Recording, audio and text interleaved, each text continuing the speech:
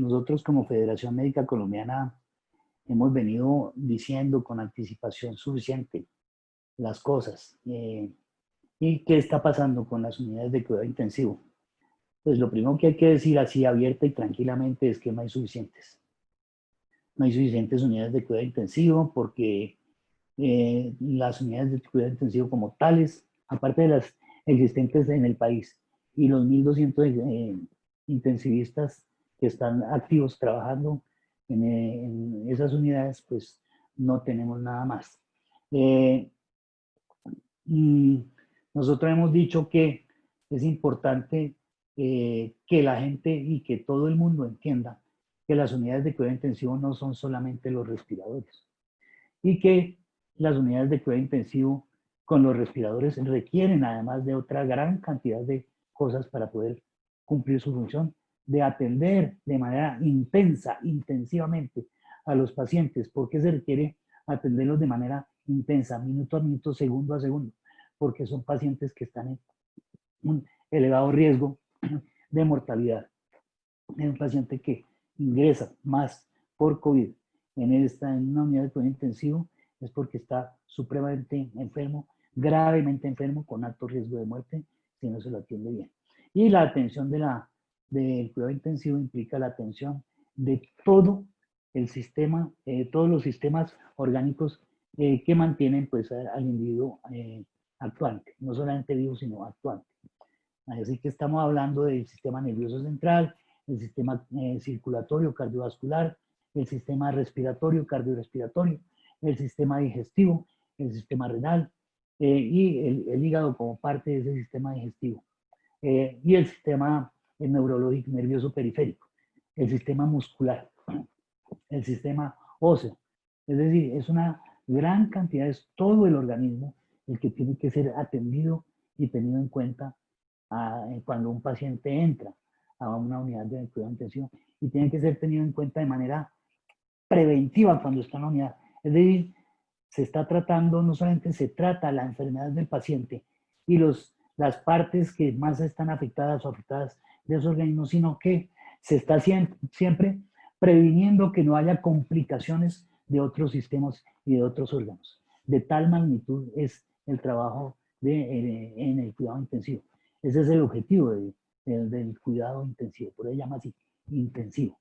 Y entonces, en ese trabajo participan, como he dicho anteriormente, médicos, enfermeras, terapistas respiratorios y otras ramas, otras disciplinas de la medicina. Entonces, no tenemos en este momento la cantidad suficiente ni de personal de salud entrenado idóneamente para trabajar en las unidades de cuidado intensivo y no tenemos las suficientes unidades de cuidado intensivo. Entonces, ante esa situación, insistimos, no es solamente hablar de UCIs sin saber realmente qué es, o de respiradores creyendo que un respirador por sí mismo va a resolver la situación. No. Nosotros seguimos hablando y diciendo que el problema fundamental es la prevención. Y lo que se debe buscar en el manejo de la pandemia es tratar de evitar al máximo que la mayor cantidad de personas no lleguen a unidades de cuidado intensivo, porque es una fase final con un alto riesgo de mortalidad. Y en ese sentido, ¿qué es lo que tenemos que hacer? Fomentar e intensificar ahí todo lo que son los elementos de prevención para evitar complicaciones. Entonces la prevención tiene que ver, obviamente, cada una de las personas, sí, su autocuidado, lavarse las manos, mantener la distancia física de otras personas, buscar la mascarilla permanente, no ir a sitios de aglomeración, mantenerse en la cuarentena, y eso es una parte muy importante. Pero eso no es el todo. Es decir, el resto tiene que corresponde a las políticas del gobierno para tratar adecuadamente esto de manera preventiva. Y en este momento, aparte de eso que acabo de decir, el otro elemento fundamental, preventivo por excelencia, son las pruebas diagnósticas. Pruebas, pruebas, pruebas. Colombia debe hacer en todo el país diariamente 50.000 pruebas para poder tener una visión bien aproximada de la realidad y de las necesidades del país. Si nosotros apenas estamos en 19.000 y pico, 19.000 pruebas diarias y desde hace muy poco tiempo, además con un problema que, por ejemplo, en Barranquilla, según me informaron antier, 1 o 2 de los robots que hacen las pruebas están fuera de servicio. No sé si ya esta semana llegaron, estuvieron fuera de servicio, y entonces las pruebas las están mandando a Bogotá y a Medellín. En Bogotá, pues entonces están sobresaturados. ¿Y qué ocurre? Que toda la información que estamos recibiendo hoy en día de los resultados de las pruebas no corresponden al día de hoy, sino que corresponden a la semana pasada o inclusive a la semana antepasada. Entonces es imposible tener una imagen real del país que nos permita precisamente planificar qué hacer. Ahora, la otra cosa, no es solamente hacer las pruebas, sino a quién hacerle las pruebas. Y esas pruebas tienen que ser obligatoriamente a las personas que están en mayor riesgo de exposición y de adquirir el virus y por lo tanto de convertirse también en los mayores propagadores del virus. ¿De quiénes estoy hablando? Todo el personal de salud, médicos, enfermeras, auxiliares, conductores de ambulancia, personal administrativo, etc. Todo. Tiene que tener pruebas ya. Toda la fuerza pública que está en contacto con la población en cuestiones de control, de vigilancia, etc. Todos los conductores de transporte público tienen que hacérsele la prueba permanentemente.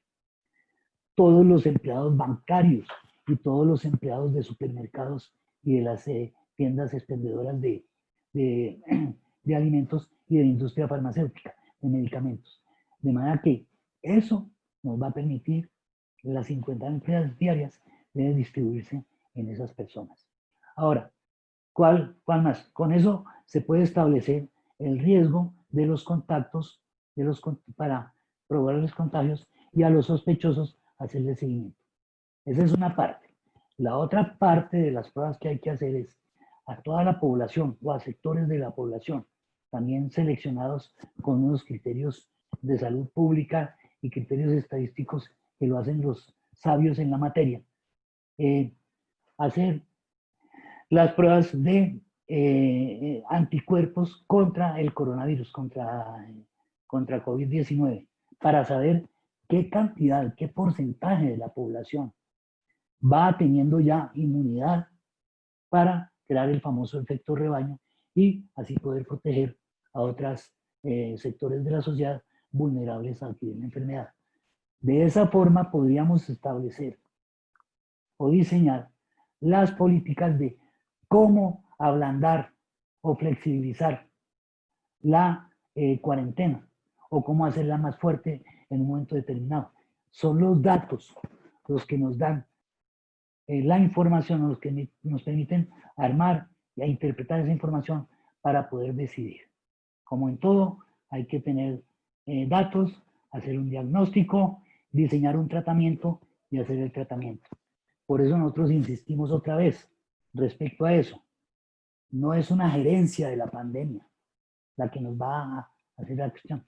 Debe ser un equipo de conducción única a nivel nacional y a nivel de cada uno de los departamentos los que vayan a establecer esas políticas sobre la base de los datos, de la información que nos dé esos datos y la planificación de las actividades. Esta es una realización de la Oficina de Comunicaciones de la Federación Médica Colombiana, miembro de la Asociación Médica Mundial, entidad asesora del Gobierno Nacional.